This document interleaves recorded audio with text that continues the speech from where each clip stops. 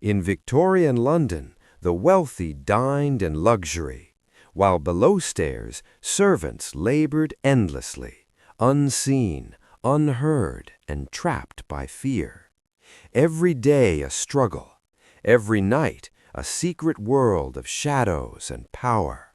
The fog hung low over the cobblestone streets of London, thick and gray, muffling the clatter of horse-drawn carts and the distant shouts of street vendors. Gas lamps flickered along the narrow alleys, their halos struggling against the smoke rising from countless chimneys. Above, the city glittered with wealth. Opulent houses lining streets in perfect rows, their windows glowing with warm light. But below, in the basements and kitchens, another world stirred. The servants were already awake. Scullery maids hauled coal into dark hearths, fingers raw and blistered from the cold, damp stone. Housemaids lit fires in drawing rooms, careful not to wake the family above. Cooks chopped vegetables with precise mechanical motions, aware that a single mistake could mean hours of extra labor. Footmen polished silver, their reflections caught in ornate mirrors, each bend of the back and bow of the head a lesson in obedience. The basement corridors smelled of damp wood, coal, and the faint stench of unwashed laundry. Each servant moved like a shadow, careful to avoid the notice of superiors and each other, following rules unspoken but absolute. Privacy was non-existent, laughter was forbidden, comfort was an abstraction. In one corner, a hall boy listened intently to the bells above. The sound meant duty, a summons to the upper floors at any hour. A wrong step, a missed ring, and a warning, or worse, awaited. The servant world operated on fear and discipline, its rhythms unrelenting, invisible to the city that thrived above them. Outside, London's heartbeat pulsed. Smoke from factories blurred the skyline. Children played in the streets for a few stolen hours of sunlight. And through it all, the servants labored, unseen, unheard, yet essential to the comfort and order of the upper world. They were ghosts of the city, moving silently, surviving on endurance, obedience, and invisibility. And as the first gray light of dawn seeped through tiny basement windows, their day had already begun. London, 1888. The rules of the house were not written, but they were understood.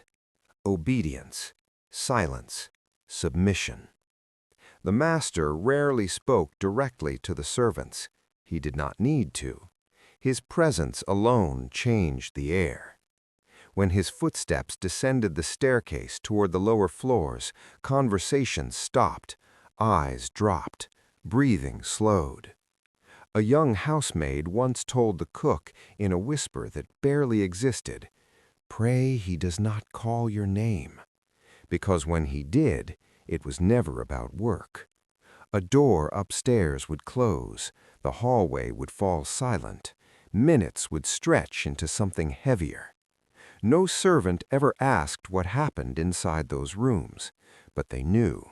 They saw the aftermath. A maid returning pale, hands trembling while pouring tea, walking slower than before, avoiding eye contact for days. And the next morning, she worked as if nothing had happened, because dismissal meant ruin, because accusation meant disgrace, because in Victorian London, a servant's word weighed nothing against a gentleman's reputation. The master returned to dinner as though nothing had occurred. He laughed with guests. He raised a glass. Below stairs, silence deepened. It was not only labor that bound the servants to that house. It was fear. And fear in 1888 London was a powerful form of control. London, 1888. Below stairs, whispers began to spread. Not loudly, not boldly, but in fragments. She was called upstairs again. She hasn't been the same since." But no one said his name, because in Victorian London, reputation was everything. The master was respected, wealthy, influential. He donated to the church. He dined with magistrates. He shook hands with men who controlled the city. And a servant girl? She was replaceable. One morning, the young maid did not come down to light the fires. The cook said she was unwell. The housekeeper said she had left service. The master said nothing at all. By evening, a new girl arrived, younger, quieter, easier to control. Below stairs, the silence grew thicker. The footman avoided looking at the staircase. The cook kept her eyes on the knife in her hand. The hall boy learned something important that week. In that house, truth did not matter. Power did, and power always protected itself.